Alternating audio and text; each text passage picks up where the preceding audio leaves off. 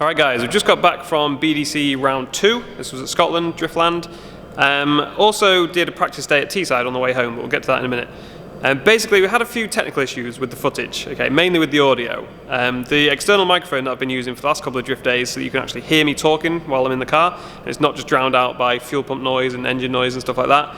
I was using that again for most of the clips, but it either, because it damaged the microphone adapter, it either wasn't like recording from the external microphone, so you still just couldn't really hear me talking, or there was no audio at all, which completely ruined a lot of the clips, so it's just silent, so I can't use any of them. So this is going to be a different style of video. It's going to be a pretty crap video, I'll be honest, because I didn't get to film that much, partly because of those issues, or sorry, I filmed a lot but I didn't get to use the clips partly because of those issues. Also, the GoPro battery died just before a second qualifying run, so I haven't got any onboard footage of that. And then also, on top of that, I was just driving really badly on the practice day, really struggling. So there was a lot of runs that I probably wouldn't want to use anyway because they were just so bad.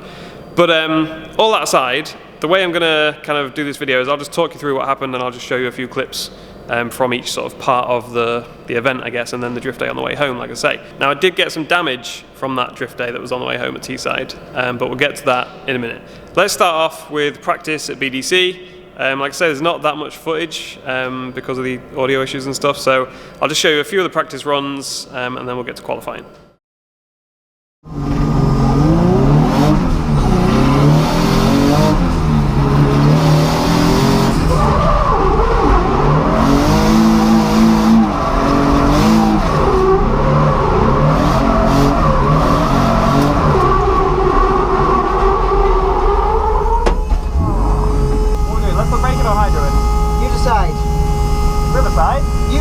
Riverside, Riverside, motherfucker. There we go. Right, concentrate, game face.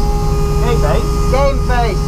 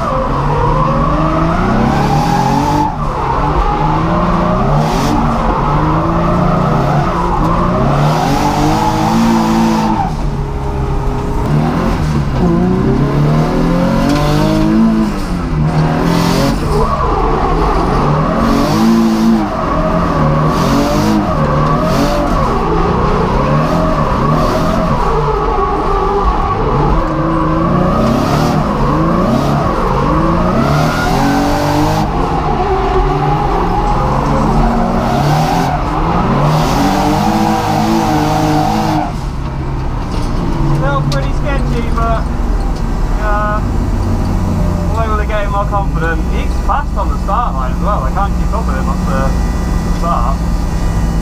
It's weird that we've not got a chicane here. We're just setting off side by side. So yeah, you've really got to be on it on the start.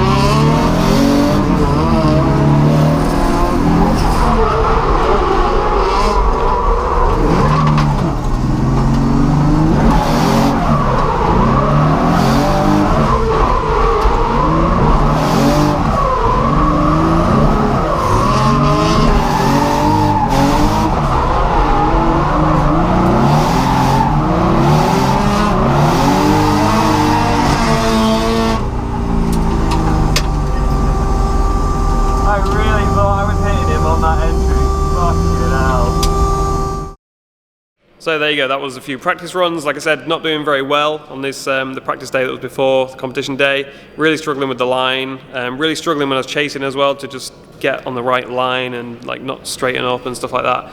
A lot of problems, but we kind of got the hang of the line towards the end of the practice, and then we went out for qualifying. Now, like I said, I haven't got the onboard footage of my second qualifying run because the GoPro battery died.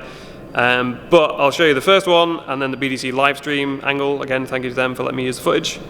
So yeah, the BDC live stream, you can see the external stuff, and then we'll show you the second qualifying run, which will only be the BDC live stream stuff because, like I say, I haven't got the helmet cam footage. So here we go. Here's qualifying run number 1.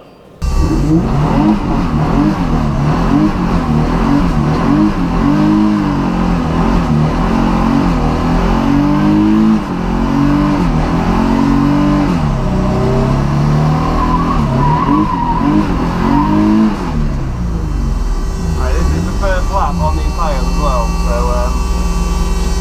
yeah, hopefully that was enough of a burnout to scrub them in, we will see.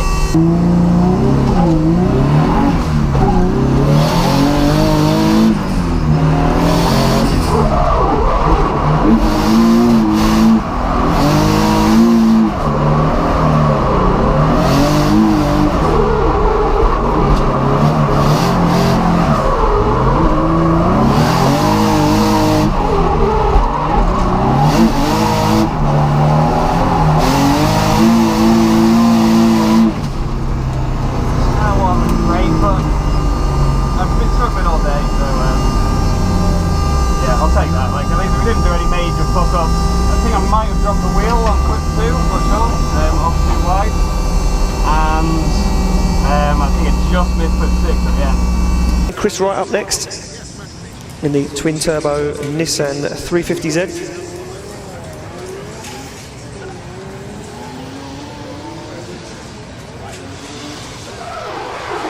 So Chris Wright makes his way out onto circuit. Nice wide line, very good job. But he drops down quite low. You see them 3 painted white lines on the circuit. Judges wanted to see the front wheel just onto those white lines. Didn't want to see guys crossing over them, but a very nice job. I can hear the judges in the background getting super excited about Chris Wright's run so far. This guy, huge amount of talent. Finished up a good run there. 550 horsepower out of that VQ35. We're representing Talcan, Abbey Motorsport and Funk Motorsport. Finished 4th place in Drift Cup in 2018. He's got a YouTube channel with 9,000 subscribers, Chris Drift, and he built the whole car himself. That's pretty impressive, isn't it? If you go on there, you know what, a true... he's very, very good. 64 there for Chris Wright. So that was number 1. Like you saw, we ended up getting like a 66, was it? Something like that, I can't remember. 60 something. You'll have just seen it, but I can't remember. So yeah, that was okay. I think I just lost a lot of points for missing that last clipping point. It's a real shame because that was like the easiest clip to get. I don't know why. I think during the transition, I think I handbraked a little bit too soon. It brought me on like an inside line. I could probably do that transition without handbraking. I think it's just habit. Although from seeing other people's onboard footage, pretty much everyone was doing a little handbrake there, so I don't feel too bad about it. But yeah, that was a shame because that was shaping up to be a good run. The second run, obviously we've got to wait now for like nearly an hour or something for everyone else to do their second runs and then my turn again. So in that time, it rained quite a bit. Like I was sat in the queue and my windscreen was getting soaking wet. Every time I got out of the car, I was getting soaking wet. But it wasn't that heavy that it actually soaked the track. Like it was kind of on and off and it wasn't that bad. So speaking to my spotter, Bryn, he said everyone's still running pretty much the same lines they were. There's still plenty of smoke coming off people's tyres, so it can't be that wet at all. So I went out and just kind of did it as I would like if it was bone dry, like trying to just ignore the fact that there was a bit of rain on the windscreen the whole time I was in the queue. But when I went into the first corner, it was a little bit more slippery than I was expecting. Not loads, but just enough to just make me run pretty wide around that first corner. So I dropped a couple of wheels off there. I think that technically should have been a 0 really, but I still got a score for this run. But yeah, this run was kind of just a shit show because it was a bit more slippery than I was expecting. But anyway, like I say, I've not got the helmet cam footage for that, so I'll show you the BDC angle and you can see what I mean. Comes off the line for his second qualifying run. Nice fast flick initiation there for Chris, but he goes very wide. Yeah, too wide. There can potentially be 2 wheels off the edge of the circuit for Chris and score him a 0. But he keeps going, puts foot to floor, looks for that wide line. And takes that 350Z to the wall, and you wouldn't even know that car's turbo. It's that quiet. It's super subtle, isn't it? It's very, very subtle. What, the shop's in that? I will later on. I'm going to take it back to the hotel. Yeah, I'm going to say to him, look, Chris, just give us a quick spin in your car. I'll swap you. I'll swap you a 5 Series estate for your 350Z twin turbo. Would you do it? You said. Yeah, I would. Yeah, 100%. Yeah, but I wouldn't let him drift my BMW out on track because I've got to drive it home. A 59 for Chris Wright on his second qualifying run. It doesn't improve on his first score, so he stays where he is. So that was the 2 qualifying runs. We ended up qualifying in 22nd, which is not amazing, but it's not bad. There was like just under 40 drivers, so you know, qualified. I mean, obviously it's only top 32 go through, but yeah, out of all the people there, we qualified kind of in the middle somewhere, so not too bad. Not like the first round where there wasn't actually enough drivers, so everyone qualified. This time you could actually not qualify, and some people obviously didn't, but I did, so happy enough with that. So it's a shame that first run we just missed that last clip, otherwise I think we would have been somewhere around the sort of top 10 area for qualifying, but who knows. So anyway, that put us into the top 32 battles, which I unfortunately ended up being the very last battle in the top 32. Now I've never been in that situation before, because normally at Drift Cup or in the last round of BDC I've been one of the first people out for battles for some reason, just luck I guess. So I've never had to just sit and wait for so long before my battle. And it sounds like a little thing, because obviously we're waiting around quite a bit before qualifying, in between each qualifying run and stuff, but this just seemed to drag on forever. Like, you know, you've got to wait for everyone to do a lead run and a chase run, and then, you know, maybe there's a one more time, or maybe the judges want to see replays for a while, wait for the decisions and stuff like that. For all those battles before me to have all that stuff happen, it takes a long time. It felt like I was sat there forever. So yeah, that kind of dragged on a bit. By the time I got to the front of the queue for my battle, I was kind of just bored and like also dying for a piss. That sounds like a stupid little thing, but really dying for a piss. But I kind of only realised that as I got close enough to the front of the queue where I was like, I can't really hop out now. So yeah, by the time it got to my battle, it was pouring down with rain. That was the other thing, by the way, absolutely pissed it down after qualifying. So it's pouring down with rain. We'd done all the practice in the dry. I didn't really know what was going to happen in the wet, although they did let us do one sighting lap just after qualifying when it rained, so that was good. So went out for this battle, bored, needed a piss, not much practice, did terribly. There's my excuses. Laugh at them all you like, but yeah, I did pretty terribly. Basically what happened, well, I'll tell you what, I'll show you the clips now, and then I'll explain what happened.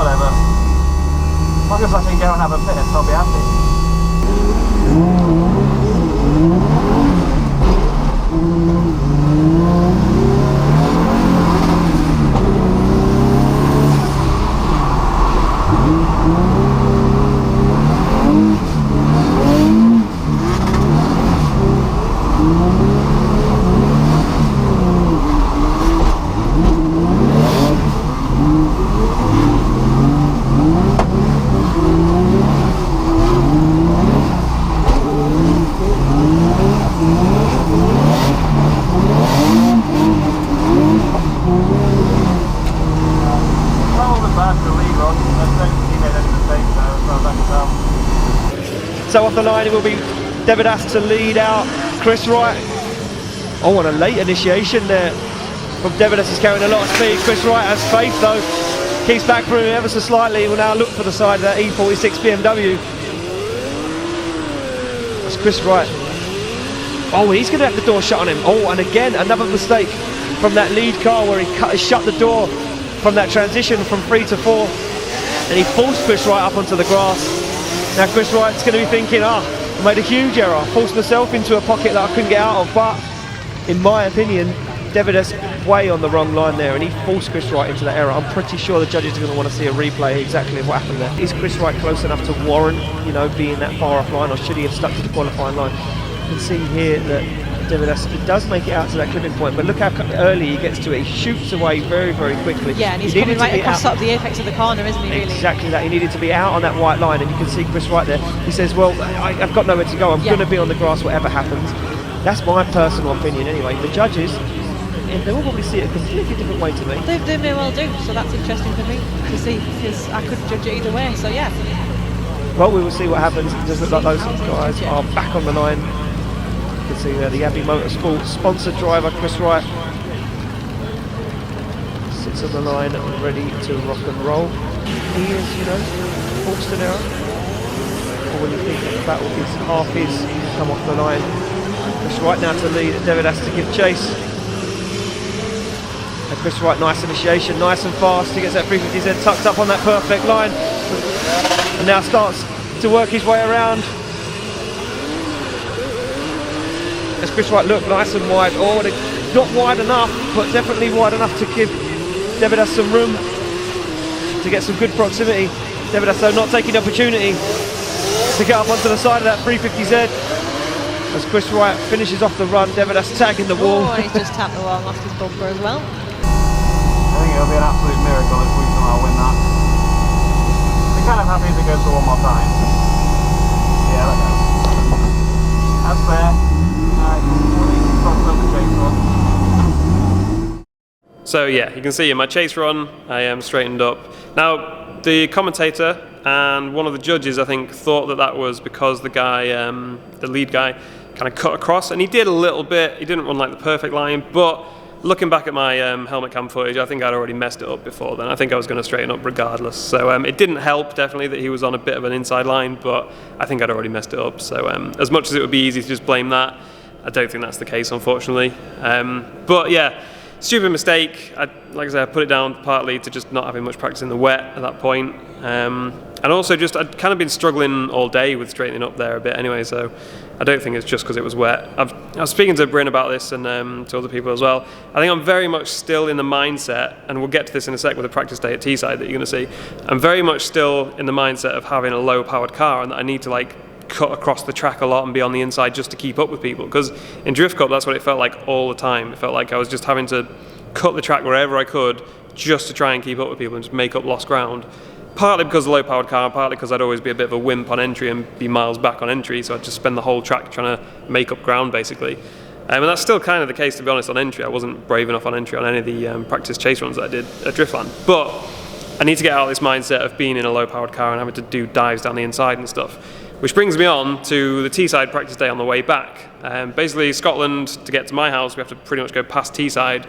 And luckily, they happened to be doing a practice day on this day that we were driving back from Scotland. So what we did was stopped off there, but only got there at like 1 or 2 in the afternoon or something because of the drive from Scotland.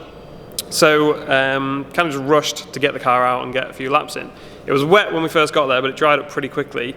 And we ended up going out with a few of the Drift Cup drivers. And I should have been a lot more patient and been like, let's get a few laps in behind these guys so I know what they're doing, kind of thing. I know what their cars are like. But I don't know, I guess all the excitement from BDC and stuff and feeling like I know what I'm doing at that point. I went out a bit too aggressive on the last corner and ended up hitting people twice, which was not good. The first time, in fact, again, let's show you the clips and then I'll explain. That's probably easier.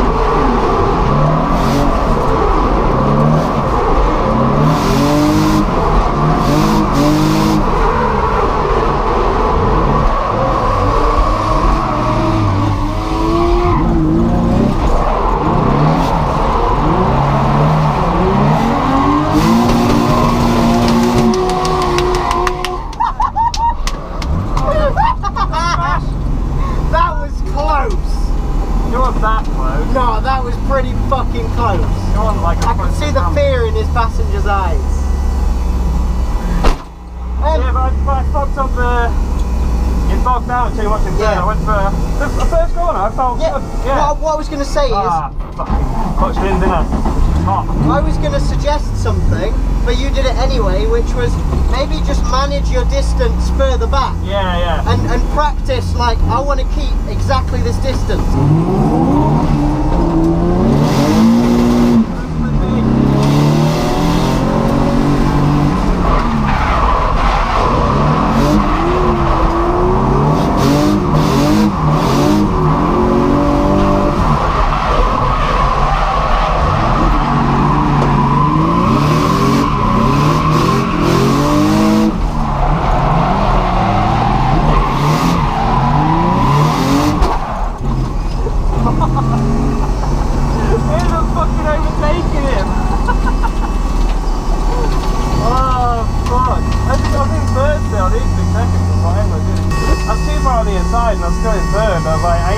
I guess you didn't see me, but when we did the transition, I went second.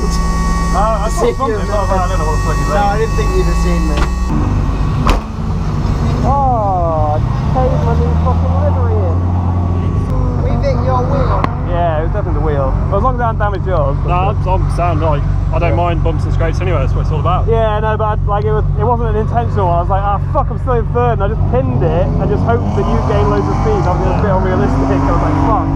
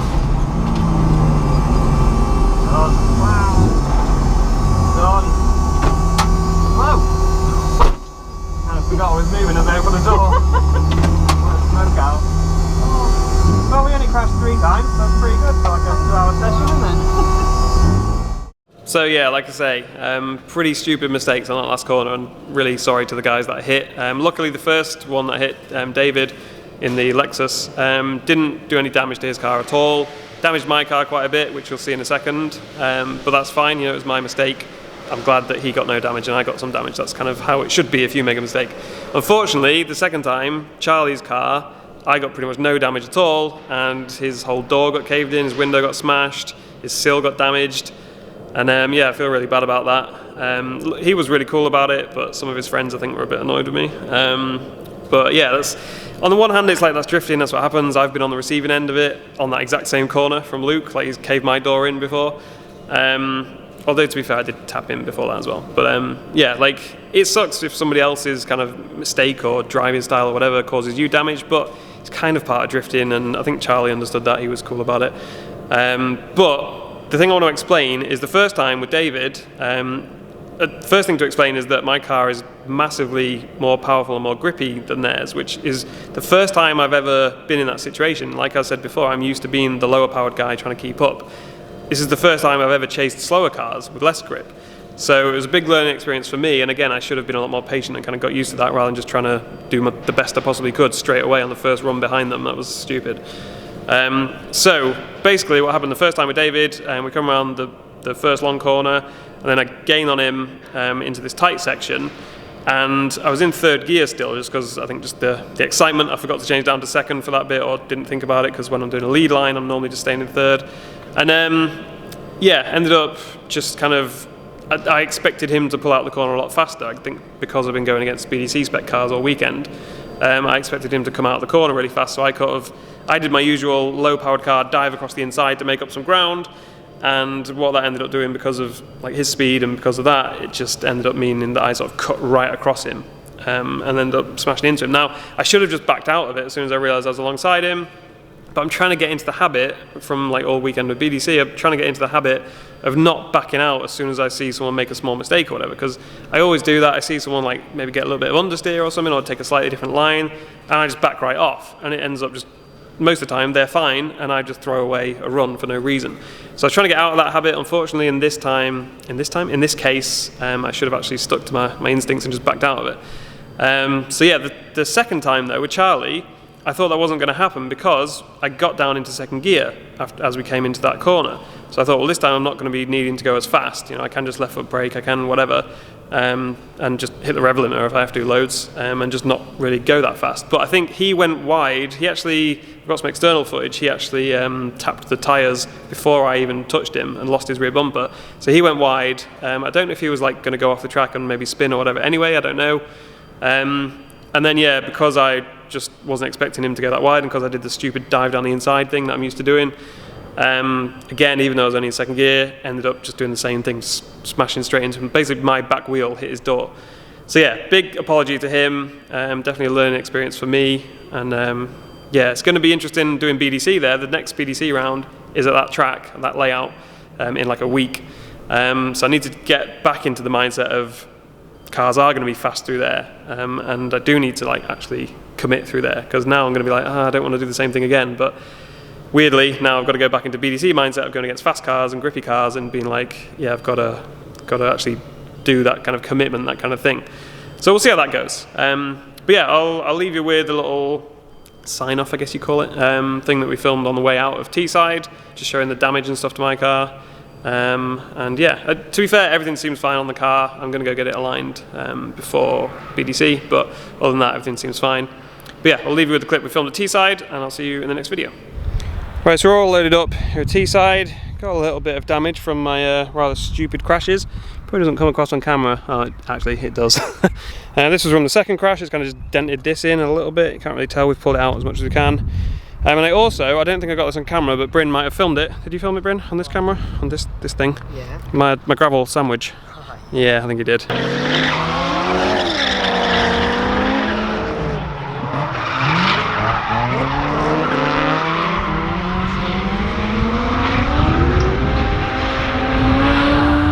So basically from going off onto the gravel, which by the way I think was because I didn't warm my tyres up before that run, and I don't think I've done any runs on those tyres, had I? No. No, yeah, so they were fresh tyres, well not brand new, but sorry, but a fresh set that we'd partly worn before. So I went in the gravel, and there's a lot of grass attached to the underneath of the car, but you can't really see from here, so don't really know why I'm telling you. I'll show you when I'm back at the unit maybe. You can't really see this. The V-band under here is just getting more and more abused as time goes on. That's pretty fucked. You can see a bit of grass. There's more grass going down there. It's basically a garden under there now. But yeah, it's been a fun weekend, hasn't it? We've had fun. We've crashed. We've failed to qualify at BDC. No, we did qualify, sorry. Yeah, I'm forgetting what's happened already. 22nd. We came 22nd, wow, what a place. Yeah, that was fun. I'm glad that I started to get the line right at the end of the practice day and then practice in the morning. But then, yeah, battles I just fucked up. But whatever, these things happen. Next round is actually here at Teesside, where we are now. On this layout that we've just done, yep. So we got a good bit of practice in here today. I'm feeling fairly confident of that round, to be honest. I don't seem to struggle with this layout much. I've done enough drift days here now to be okay with that. Oh, have I cracked this again? Yeah, I've cracked that some more. Done. That was crash number 2. Yeah, I've pointed that one out already, that bit as well. This delivery's not lasted long, has it? I haven't hit anything for like a year, and then I get a livery, and the next drift day I do pretty much crash you. But whatever, it's fine. It's not even noticeable on the inside, right? Is it? So fuck it. Oh, I got a little bit of a smash there. Yeah, whatever. It's all good. It's all good. We had fun. Skids were done. Crashes were done. The end.